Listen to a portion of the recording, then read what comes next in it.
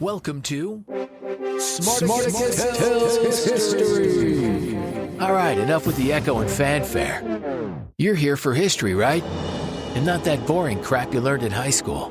This stuff's actually interesting. Like things you've never heard about the Civil War, Cleopatra, automobiles, Monopoly, the Black Plague, and more. Fascinating stories, interesting topics, and some downright weird facts from the past. It's a new twist on some stories you may know, and an interesting look at some things you may have never heard. So, grab a beer, kick back, and enjoy. Here's your host, Smarticus. Welcome back, history enthusiasts, to another captivating episode of Smarticus Tells History. I am your host, Smarticus, joined by my co-host, Phoenix. Hello. Today, we delve into a fascinating and lesser-known aspect of South American history, the ancient art of mummification.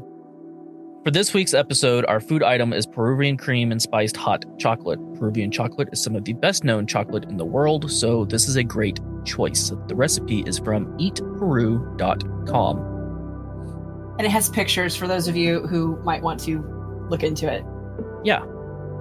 I did have to go buy some things, but most people will probably have a lot of the things, especially if you bake a lot, already in the cabinet or pantry. Exactly. I had to go get, I didn't have any star anise. I never do because I don't really cook with it ever.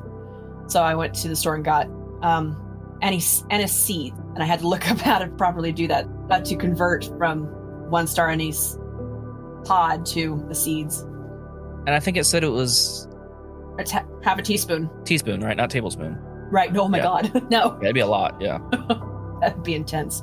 I like it. I think it tastes really good. Have you tried yours yet? No. So before we started, we discussed, I didn't put any sugar in mine beforehand because I just didn't. It tells you to at the very end of the recipe to sugar to taste. Mm-hmm. But we were curious. I was curious how it tasted beforehand. So, wow. Did it kick you in the face? That is very thick. Yes. And it needs a lot of sugar. Don't. Yeah. It's not as bad as having like the cocoa powder or cacao powder, whatever you want to call it. Fresh, but it's almost that bad. It's intense, by itself. I mean, yeah. There's a bitterness that not fully masked by the creaminess of the milk and the evaporated milk from the can. Yeah. It does not go away. You're also supposed to use Peruvian cocoa powder. Yes. Peruvian bitter cocoa powder that the recipe calls for. Yeah. But we did this last minute. Yeah, sorry, folks. And I have what kind did you get? I got the 85% dark chocolate. From who though? I can't remember. Okay. No, Lindt. It's from Lindt. That's who it is. Like the Lindt door people, but it's Lindt. Okay. What'd you do? I bought a bag, like a $2 bag or $3 bag. I don't remember how much. Of the Hershey's 100% cocoa powder. That's what I bought. That's brave. And I don't know if you just saw it or not, but I just added those two other things of sugar in there because it was not enough sugar. So I feel like this would wake you up in the morning, though. Yeah, that is now 5 total packets of sugar in my cup of hot chocolate because it was still pretty bitter. It was going to beat you up. But yeah, I mean, I feel like this would be really nice for the holidays or really just a morning drink. Instead of having coffee, you have this. Although it has instant coffee in it, but not much. So that was the other thing. So I'm not really a hot cocoa person myself, really. It's good. Yeah, it's good. I think it needs more flavor. Mine doesn't seem to have much flavor. The cocoa powder tastes more than overpowers it. I think, and because you put a lot of cocoa powder in it, you put 3 tablespoons in the overall mixture. I added a bit more of because I had the chocolate bar, and I just melted that down into it. But I added quite a bit more chocolate than it suggested because if I'm gonna have hot chocolate, I want it to be chocolate. Right. So, okay. So, and your chocolate should have already had sugar in it. It doesn't. It had no sugar in it? No. Okay. Okay. Well, I don't know where I was going to go with that. But I used the powder, and I used 3 tablespoons of powder because that's what the recipe called for. Right. So I was going to read through the ingredients here real quick. So it says 1 cinnamon stick, 2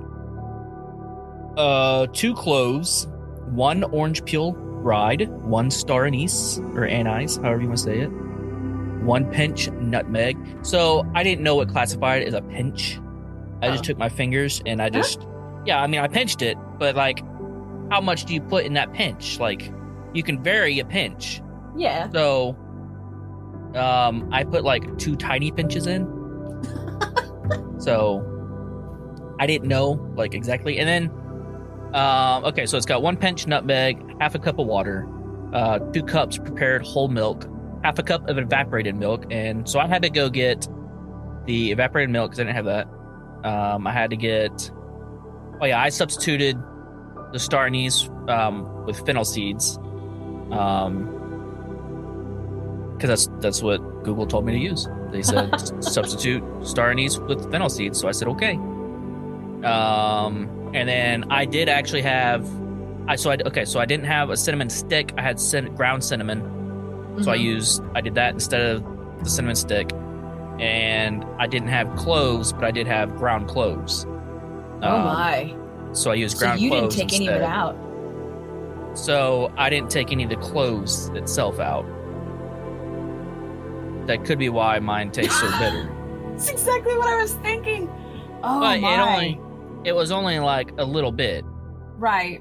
Well, and the cinnamon will definitely add more sweetness to it, but at the same time, if you've got it sitting in your drink, right. It'll be intense. Right. And I will admit, Google did say sometimes you do want the cloves and not the ground cloves. Exactly.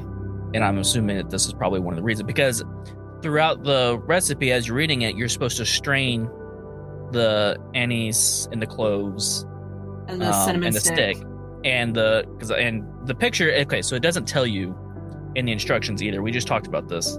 Yes. It does not tell you to put the orange peel in there, but the picture clearly shows the orange peel in there. I did not, for whatever reason, did not look at the picture, and I just read the instructions and did not put the orange in there. So yeah, honestly, I think it could definitely be improved a bit if you were to put some of the orange zest into. I almost just did that. Really? I almost did the zest, yeah. Instead of putting the peel in there, I almost just put the zest in there. But I didn't. So I have no orange in mine. And I was also just thinking, I wonder how it would have tasted if I put like vanilla extract in it. Ooh, that would have been nice. And to go with the cinnamon and the chocolate. Yeah. But so that was our recipe, and so it's Peruvian creamy, and the recipe on the page says Peruvian creamy and spicy hot chocolate, and easy to make, flavorful, natural sweet hot drink with a hint of spice. Prep time was 5 minutes. That's a lie. It took me like 10 minutes to prep it. Yeah. Well, because you're making that what was they called it, the infusion with the water and the spices. That takes a bit of time to get it heated up, and they told you to they told you 10 minutes. 10 minutes. Yeah. Yeah. And that says cook time. So I ended up having to put more water in mine. Oh, really? Because you steamed it out, didn't you? Because for one, I forgot to half cover it because it tells you to half cover it. But by the time I was done straining it, it was like there was almost nothing there. So it's gonna be intense. Yeah, so I put more water in there to thin it back out. That's funny. And it says it says a cook time of 15 minutes. That's probably relatively close. Mm-hmm. It took me overall from start to finish, and you make 3 cups roughly. Mm-hmm. Of it, because you put 2 cups hot milk, not hot milk. Well, I guess it is hot milk after you heat it up. You put two cups of poured milk in there, whole And then milk, half a cup. and then half a cup of the evaporated milk, and then half a cup of the water. So it should be roughly 3 cups worth. And yeah, it took me from start to finish maybe 30 minutes, 35 maybe at the most. Next time it'll be faster. Next time it'll be faster, yeah. Yeah. And the longest part for me, I think, besides the cooking it in the for the 10 minutes in the pot, was just gathering the ingredients. I had to make sure I had everything and blah blah blah. Right. So, but yeah, so we chose this recipe because it's based in Peru, and our episode for today is it's not specifically just in Peru, it's also in Chile. Mm-hmm. And I think those are actually the only 2 places that it mentioned, wasn't it? I think so. Yeah, but in South America, so it's probably several places, but in Chile and Peru were the 2 that the episode called out. Yeah. So when we think of mummies, our minds often conjure images of ancient Egypt. However, the practice of mummification was not exclusive to the sands of the Nile. South Americans also practiced this complex and mysterious art, creating mummies of their own long before the arrival of the Europeans. In this episode, we will explore the origins and methods of South American mummification, shedding light on the cultures and beliefs that led to the preservation of their deceased. Join us as we journey back in time to uncover the secrets of these ancient civilizations. Mummification was a sacred and revered ritual in several South American cultures, with roots dating back thousands of years. Unlike the dry deserts of Egypt, South American mummies were preserved in a variety of climates and landscapes, ranging from the high-altitude Andean mountains to the lush forests of the Amazon basin. Our journey starts with the Chanchand culture, an ancient civilization that lived along the coasts of present-day Chile and Peru around 1500 BCE. They were pioneers in the art of mummification, predating the Egyptian mummies by thousands of years. The Chanchand people mummified their dead using a complex process that involved removing internal organs, drying the body, and meticulously reconstructing it with sticks and clay before covering it with a layer of clay and painting it with a red pigment. To these ancient South American societies, mummification was not merely a method of preserving the deceased. It was deeply intertwined with their religious and spiritual beliefs. The rituals surrounding mummification varied across cultures, but were consistently guided by a belief in the afterlife. So not only did they predate the Egyptians by thousands of years as far as the mummification process, they also did it vastly different. Because they would have to, because they didn't have the same kind of setup. It was, and like they said, it was a different environment too. Whereas I guess, well, like in the Egyptian mummies, I guess they didn't have access to a lot of clay and stuff. But they did have the access to, well, that's not true because they made all kinds of pottery and stuff. So I wonder why they didn't use clay. I guess just different areas. Just, I don't know, because they wrapped it in linen instead of. Yeah. And they waited for him to decompose to a certain extent. And I was just going to say that here the Chanchorro people, they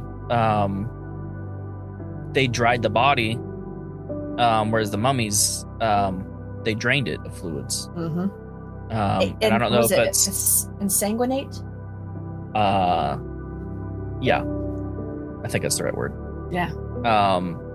And then now the Chanchorro people, they may have done that too. It doesn't say. It just says that they dried the body. To me, drying the body, well, you would have to drain it of fluids. So, but it's funny that they also removed the internal organs. Well, they've found evidence to suggest that aliens. Yeah, I know. Yeah, I know. Aliens. I have a big hair for it too. Aliens. I mean, that's why we have pyramids everywhere. It's because aliens put them there. Aliens taught them the mummification process. Yeah. Right. Yes. So, I mean, obviously they would teach them, you need to remove the organs because you don't need them no more. Right. Yeah. You're going to be dead. You don't need to breathe. That's right. There's no air in the underworld. That's right. But I just thought that was fascinating that they're similar processes, but also vastly different. Right. And I mean, I guess that's the difference between, however many miles apart that, the 2 continents are. Well, back then, they were closer. But still, It's not, Pangea at the time. No, right. It's, there were still, large oceans, whatever, separating them. So they reconstructed them with sticks, too. I don't understand why they would reconstruct them with sticks. To fill the and body clay. out? I guess that would have to be why, yeah. Because they dried the body out and then they would reconstruct them with sticks and clay. Yeah. To make it more look like a body, I guess, when they Right. covered it in clay, I guess. I guess it's a different layer of clay. I wonder if it's like a different type of clay that they would use for like the outer layer. Don't know. Yeah, I don't know. It doesn't say. It's just things that make you go, All right. In the Andean civilization, particularly the Inca Empire, mummies were revered as the living dead. The Incas believed that the mummies played a vital role in ensuring the well-being and prosperity of the living. The bodies of the Inca rulers, known as the Malquis, were embalmed and placed in sacred shrines where they were attended to by priestesses and priests. The Nazca civilization, famous for its enigmatic geoglyphs, also practiced mummification. However, their approach to this ancient art differed significantly from their contemporaries. The Nazca people created trophy heads where they decapitated their enemies and skillfully preserved their heads as a symbol of victory and power. Kind of like, it reminds me of the shrunken heads, I guess. Mm-hmm. Who did that? Wasn't that like people, what was that? Was that also South Americans that did the shrunken heads? Or I want to say it was Africans that did that. I want to say it was Africans too, but I don't remember. I think it was South Africans that did that. I can't remember. Of course, all now I can think of are the shrunken heads on the night bus from Harry Potter with a Jamaican accent. Sit down, man. Yes, sit down, man. Additionally, in recent times, the discovery of elongated skulls in Paracas, Peru, has sparked intense debates among historians and archaeologists. Some believe that these elongated skulls could be a result of intentional cranial deformation, while others suggest a connection to an extraterrestrial influence. I knew it! Aliens. I knew it. The Mochi civilization, a pre-Incan society that thrived in northern Peru, between the 1st and 8th centuries AD, left behind a wealth of knowledge about their mummification practices through their elaborate funerary rituals. Over the years, the Mochi tombs have revealed stunning artifacts, including pottery, textiles, and precious metals, giving us insight into the beliefs and customs of these ancient people. The one artifact that gave the most knowledge, however, was a palace 3D-like model depicting one of these funerary rituals. It was discovered in 1995 by Peruvian archaeologists around roughly 8 miles near Chanchand, Peru. The team that made the discovery also claimed that the site appeared to have been ransacked by looters probably a few centuries before. Probably conquistadors. The item itself showed a Chanchand courtyard with figures sewn into the cloth base. The model contained musicians, courtiers, and hunchbacks. 2 large females shown in the back of the model with one larger male nearby were carved in wood and a shell mosaic. The mummies depicted... Yeah, giants. The mummies depicted were wrapped in some kind of tan cloth and gold-faced paintings, possibly indicating a gold funerary mask of some sort. Unfortunately, the Mochi left no written records, and much about their civilization is still unknown, though we are learning a lot thanks to radiocarbon dating and other advancements in technology. Another unfortunate event was the arrival of the Spanish conquistadors, who were familiar with the Mochi and many South American cultures' uses of gold. They diverted the Rio Mochi River in an effort to break down the Huaca del Sol, one of the pyramids built by the Mochi, so that they could loot the Mochi tombs within. With their arrival on the continent, many ancient traditions, such as mummification, were suppressed and replaced by foreign religious practices. Despite this upheaval, pockets of mummification persisted, particularly among remote indigenous communities that maintained their ancestral customs and beliefs. And there you have it, dear listeners, the captivating tale of South American mummification. These ancient civilizations left behind a legacy of fascinating rituals, intricate beliefs, and extraordinary artistry. The practice of mummification in South America reveals the profound connection these cultures had with the mysteries of life, death, and the afterlife. Join us in the next episode as we embark on another thrilling adventure through the annals of history. Until then, keep exploring and never stop seeking knowledge. This is Smarticus Tells History, and we are signing off. Goodbye. Thanks for listening to Smarticus Tells History. If you enjoyed this episode, don't forget to rate and review and make sure to subscribe. And be sure to follow the show at facebook.com/Smarticus Tells History. Or just click the link in the show description. Thanks again for listening. See you next time.